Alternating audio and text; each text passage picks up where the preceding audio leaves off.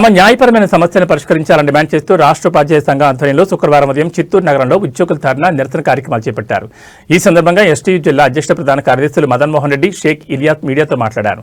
తక్షణమే 12వ వేతన సవరణ సంఘాన్ని ఏర్పాటు చేయాలని, అప్పటి వరకు 30% మేర మధ్యంతర భృతిని మంజూరు చేయాలన్నారు. అదేవిధంగా ఉద్యోగ ఉపాధ్యాయులకు రావాల్సిన ఆర్థిక బకాయిలను వెంటనే చెల్లించాలని, 2003 డీఎస్సీ ఉపాధ్యాయులు, పోలీసులకు పాత పెన్షన్ విధానాన్ని అమలు చేయాలని, సిపిఎస్ను వెంటనే రద్దు చేసి దాని స్థానంలో పాత పెన్షన్ విధానాన్ని అమలు చేయాలని, పదవి విరమణ చేసిన ఉద్యోగులకు విరమణ చేసిన మరుసటి రోజే పెన్షన్ సౌలభ్యాలు అందించాలని, ఉద్యోగ ఉపాధ్యాయ పెన్షనర్లకు చెల్లించాల్సిన 4 డిఏ బకాయిలను వెంటనే చెల్లించాలని డిమాండ్ చేశారు. లేని పక్షంలో తమ సంఘం ఆధ్వర్యంలో భారీ ఎత్తున ఆందోళన చేస్తామని వారు హెచ్చరించారు. ఈ కార్యక్రమంలో ఎస్టీయూ జిల్లా నాయకులు, ఆయా మండలాల కార్యవర్గ ప్రతినిధులు, భారీ ఎత్తున ఉపాధ్యాయులు పాల్గొన్నారు. రాష్ట్ర ప్రభుత్వము మాకు ప్రభుత్వం ఏర్పడక ముందు మేనిఫెస్టోలో కొన్ని నిర్దిష్టమైన హామీలు ఇచ్చడం జరిగింది. ప్రభుత్వము ఆ రోజు ఆ ప్రభుత్వాలు చేసిన అన్యాయాన్ని మేము చేయము, మేము వచ్చిన వెంటనే ఖచ్చితంగా పిఆర్సీని అమలు చేస్తాము, సకాలంలో డిఏలు అందజేస్తాము, అదేవిధంగా పిఆర్సీ సిపిఎస్ గురించి ఒక మంచి మార్గాన్ని చూపించి సిపిఎస్ రద్దు చేస్తామని చెప్పి ఆ రోజు మేనిఫెస్టోలో హామీ ఇవ్వడం జరిగింది.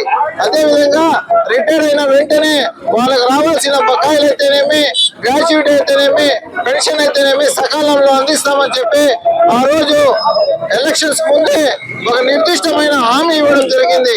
ఈ రోజు మేము ఏం గొంతెమ్మ కోరికలు కొడతా లేదు. ఆ రోజు మీరు మేనిఫెస్టోలో ఇచ్చిన హామీని అమలు చేయమంటా ఉన్నాం. ఈ రోజు రాష్ట్రంలో ఉండే ప్రజలందరూ కూడా మీరు మంచి చేస్తా ఉన్నారు, మేము దాన్ని స్వాగతిస్తా ఉన్నాం.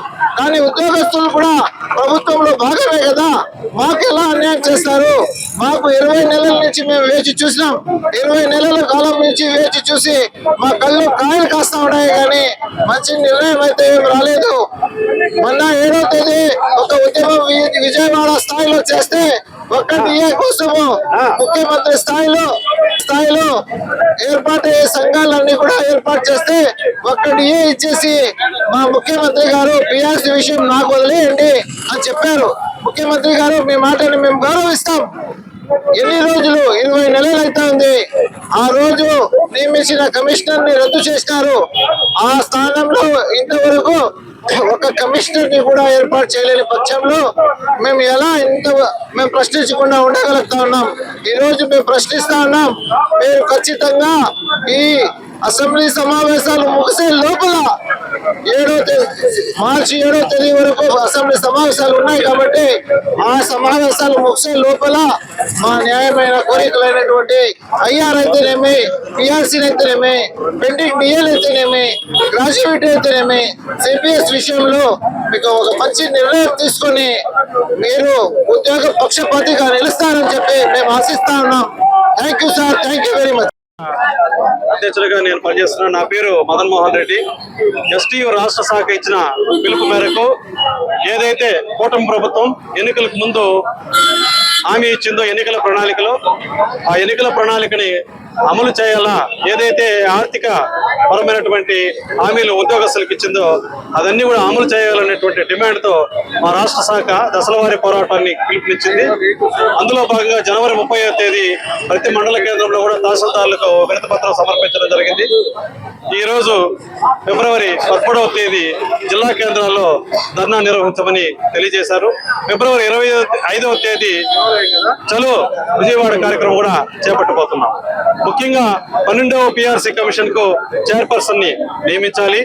అలాగే 4 డిఏలు పెండింగ్ లో ఉన్నాయి. ఆ పెండింగ్ డిఏలు 4 కూడా మాకు వెంటనే మంజూరు చేయాలి. సిపిఎస్ విధానం పైన సమగ్రమైనటువంటి విధానం మేము తీసుకొస్తామని చెప్పి గతంలో హామీ ఇవ్వడం జరిగింది. గతంలో మనకు ఎన్నికలకు ముందు గౌరవ ముఖ్యమంత్రి కానీ, గౌరవ ఉప ముఖ్యమంత్రి కానీ ఇద్దరు కూడా హామీ ఇవ్వడం జరిగింది. మెరుగైనటువంటి విధానాన్ని సిపిఎస్ విధానం పైన ప్రకటిస్తామని. సో ఆ డిమాండ్ కూడా పరిష్కరించాలని చెప్పి కూడా తెలియజేస్తూ, రిటైర్ అయినటువంటి ఉద్యోగస్తులకి 15 నెలలు కావస్తున్న గ్రాట్యుటీ కూడా వచ్చేటువంటి పరిస్థితి లేదు. సో రిటైర్ అయినటువంటి ఉద్యోగస్తులందరికీ కూడా గ్రాట్యుటీ మంజూరు చేయాలి. అలాగే పిఎఫ్ కానీ, ఏపీజీఎల్ఐ కానీ ఇవన్నీ కూడా వాళ్ళకు రిటైర్ అయినటువంటి ఉద్యోగస్తులకి ఫైనల్ పేమెంట్స్ సంవత్సరాలు 15 నెలలు 16 నెలలు అయింది ఇప్పటికీ, అట్లే పెండింగ్ లోనే ఉన్నాయి.